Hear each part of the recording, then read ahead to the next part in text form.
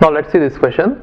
A thief is noticed by a policeman from a distance of 200 meters, and the thief starts running and the policeman chases him. The thief and the policeman runs at a rate of 10 kilometers per hour and 11 kilometers per hour respectively.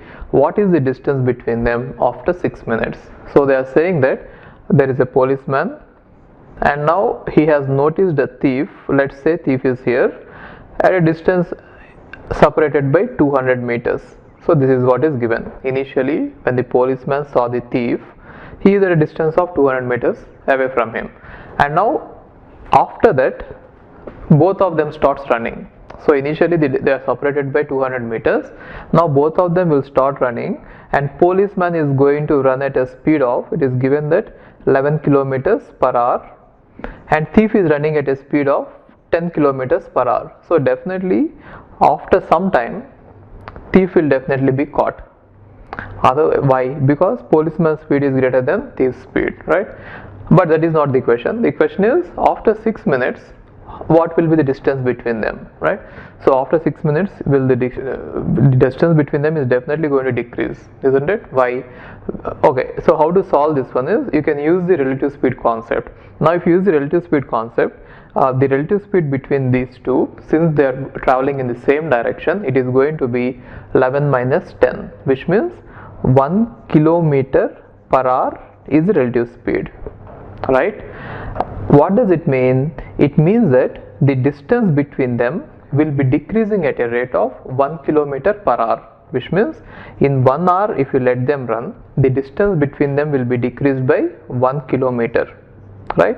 But then they are saying that they had run for 6 minutes, right? So how to use it is, in 60 minutes if you let them run, the distance between them would have been reduced by 1000 meters, but since they are running for 6 minutes, the distance between them would be reduced by 100 meters, right?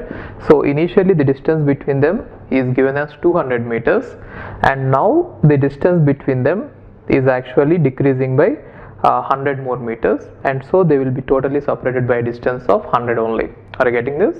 Initially the distance between them is 200, now the distance between them has reduced by 100 meters, and so the distance of separation now will be 100.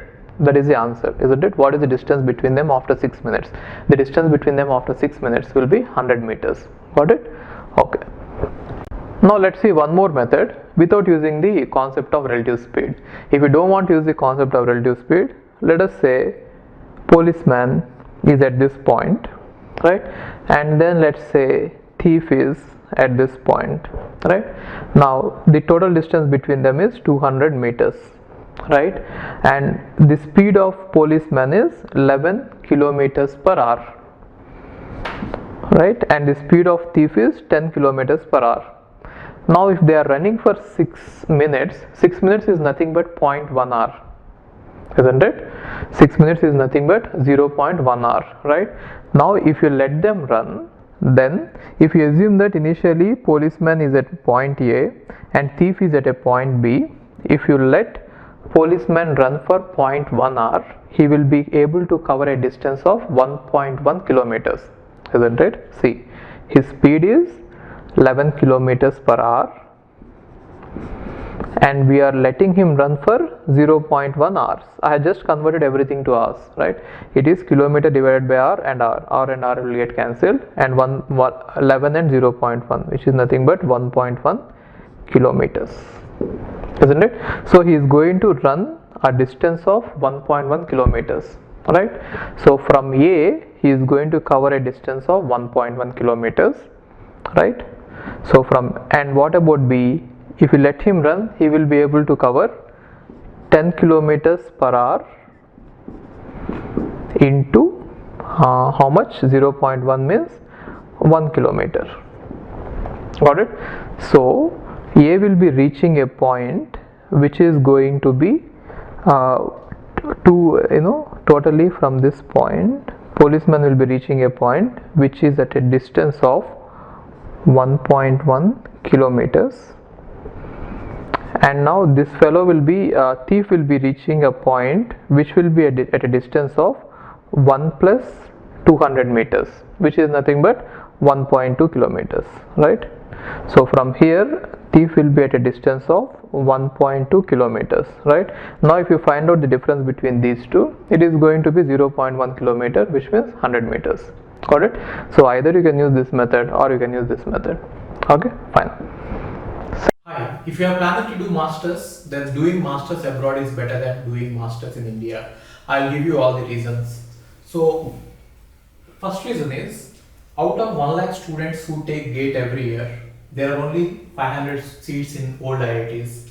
So all the IITs put together have an acceptance rate of 0.5%, and IITs, universities better than IITs, they have very good acceptance rate like 30%, 40%, but all the IITs put together have an acceptance rate of 0.5%.